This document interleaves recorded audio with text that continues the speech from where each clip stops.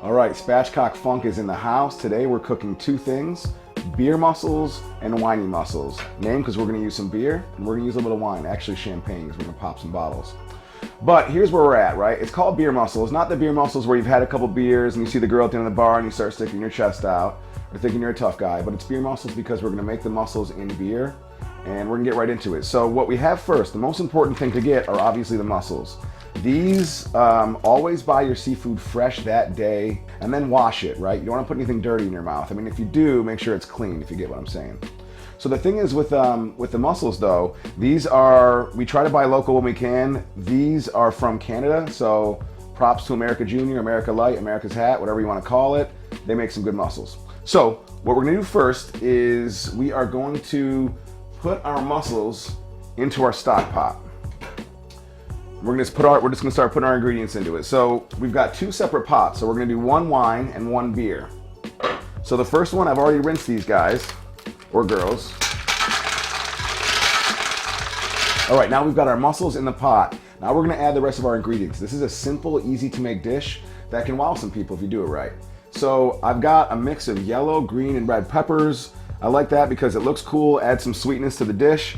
I've also got some tomatoes, right? So with the tomatoes too, chop them all coarsely, uneven, so it'll look cool when you scoop it out on the plate. The tomato also adds a little bit of acidic taste to it, which we're gonna use because that's gonna add some value to it. All right, now we're gonna add garlic to this dish. Garlic makes mussels sing. It's great for you, keeps away vampires. No joke, garlic needed. Here's the deal though, we're gonna smash the garlic, but before we do, I'm gonna show you a knife. This is a gift from my friend Alex Balstra at Balls to the Wallstra on Instagram. He's a chef, he's a great cook, good family guy, great guy to have a beer with. He gave this to me for my wedding, and what this is, the Shun Ito is a knife made by artisan knife makers. And I hate using the word artisan because it's played out, but this is no joke. So actually what we're gonna do though is we're not really gonna do much except cut in half, the garlic, then we're gonna smash it. Now come one of the best parts of cooking is making the beer and the wine. So first, what you want to do from the beer standpoint is you want to use a lager or an ale. I know a lot of you hopheads love IPA. I also have been getting into the IPAs, but when you cook with it, it's like cooking with bong water. Nobody wants that. So the hoppiness will overpower a lot of the dishes. So here, what I'm going to use is a local beer, Ithaca Apricot Wheat. It has some sweetness to it.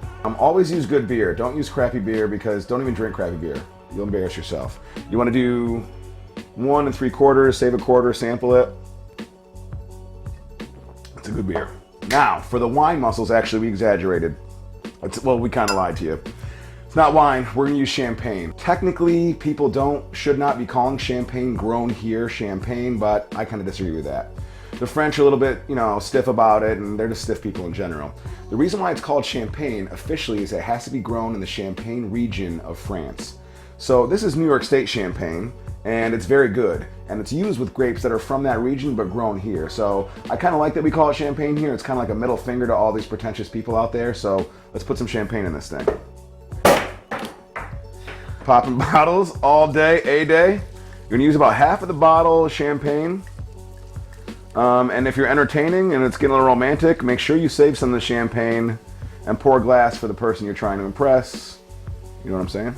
So the next thing we're gonna do too, besides that, right, what we're gonna do is also, you wanna get a little anger into these dishes. So what we do is we're gonna use some hot sauce. My brand to go to typically is Tabasco for this dish. The red Tabasco I'm gonna put in the beer because I like that to be a little bit spicier.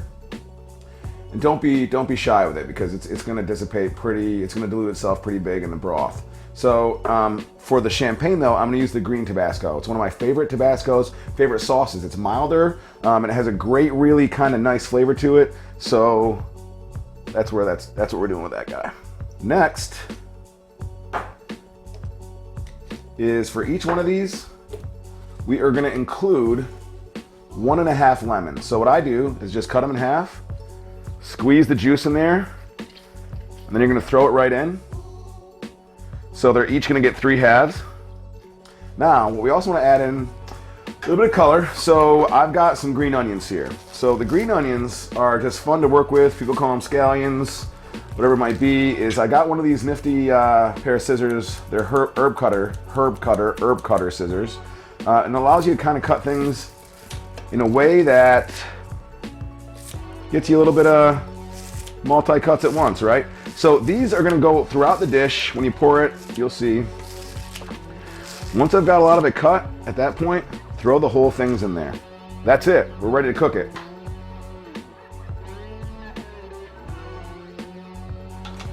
So you give them a couple stirs, and you're gonna be pretty good to go. But at this point, you're gonna smell, you're gonna be ready to do this thing. So let's get in some plates.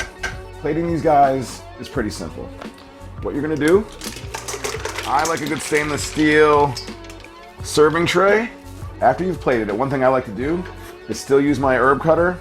I like to hit it with a little bit of parsley, fresh parsley on there. Just so it adds a nice little color to it and really kind of classes up the joint a little bit, you know what I mean? So this is the beer mussels. So we've got our parsley in there now. So the way you serve this is you take a ladle, and what you're gonna do is you're gonna get it and get some of the broth in there too. So you're gonna have the mussels, and then what we do is we serve that with some fresh cut bread. We are using Possibility stretch bread today because that's the bomb.com. And the broth, actually, these are mussels you don't need to dip into butter. You can actually take the broth now, and it works great with the bread. So open one of these guys up. They're gonna be nice and tender. And that's what I'm talking about.